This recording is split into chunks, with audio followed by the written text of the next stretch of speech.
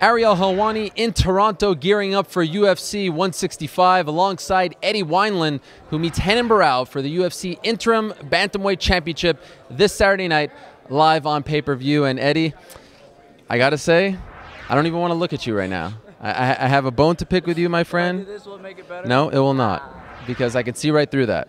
Okay. You were supposed to fight Renan at 161 in Winnipeg. And you were sporting one of the greatest mustaches I've ever seen in my life. And it gave you kind of a fresh coat of paint. It was a new Eddie Wineland. Fight didn't happen, you still had the mustache.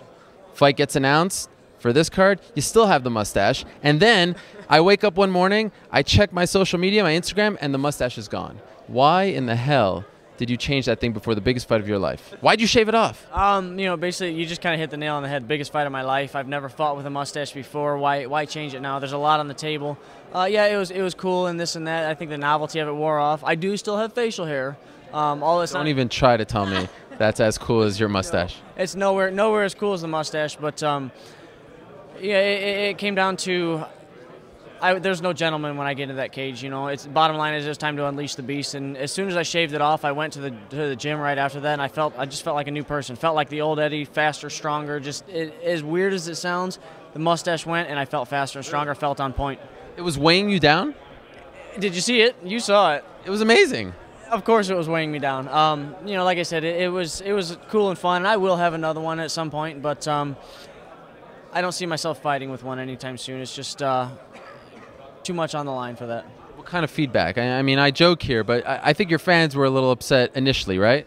There was some that, you know, it seemed that the majority of the guys said leave it, and the majority of the girls said, you know, shave it. But what came down to is my friends and family, the ones close to me, they all said get rid of it. You know, this is your time, this is your moment, it's time to get rid of it. So the people that were nearest and dearest to me, they said to get rid of it. So that's what meant the most to me. Well, let's try to move on.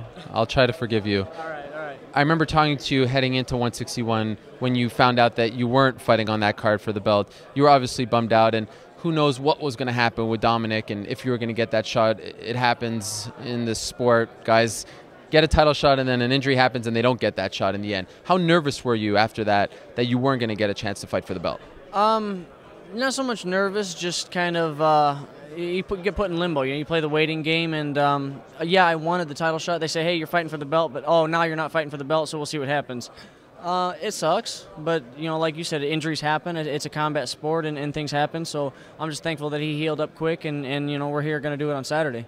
Are you the kind of guy who really studies your opponent, watches tape and things like that? And if so, how do you break down a guy like Renan Barão, try to find holes in his game when he has been virtually unbeatable for the last decade?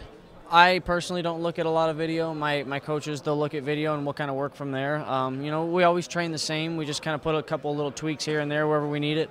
And, you know, to game plan for Renan is to just put pressure on him. You know, be in his face, not back up, and standing there and trade with him. You know, I don't think he's going to want to trade with me. If he does, great. If he doesn't, that's even better. I'll chase him down and I'll tire him out. Many moons ago, you won the first ever WC Bantamweight title, great head kick knockout of Antonio Banuelos in the pre-Zuffa WC. Are you surprised that it took you so long? And of course, you know, you had a chance to defend it and all that, but are you surprised it took you so long in the new era here, once WC merged and all that, to get another shot at the title? No, I wouldn't say not surprised that it took so long, because I mean, I've been fighting about twice a year, a little less than I'd like to fight, but at the same time, it gives my body time to heal and this and that. You know, I've had ups and downs. You know, I had a couple of good fights, a couple of bad fights. Now I'm back on a couple of good fights. So, you know, it's come full circle, and here we are. What are we, 6, 7 years later, and it's all come full circle, and I'm getting my shot again. Does it bother you that this is an interim title fight? Since Dominic hasn't fought in 2 years, do you think that Renan should be the real champion right now? That's not for me to determine. It doesn't bother me that's for an interim belt. Either way, I get a belt when I leave. And, you know, hopefully this is the last fight, and then we'll be able to unify the bantamweight division. How do you win on Saturday? I'd say knockout. Early? Early, 4th, 5th round, whatever it takes. You know, I'm prepared to go 5 rounds, and my gas tank, I think, is better than his, so I've always got power. All right, how about this? You knock him out in the first, you grow the mustache. All right, there it is. If I knock him out in the first, just for you, though. Absolutely. I'm honored. Good luck. Looking forward to it. Can't wait. This Saturday night, Eddie Wineland versus Renan Barão for the interim title. Good luck, Eddie. Thank you.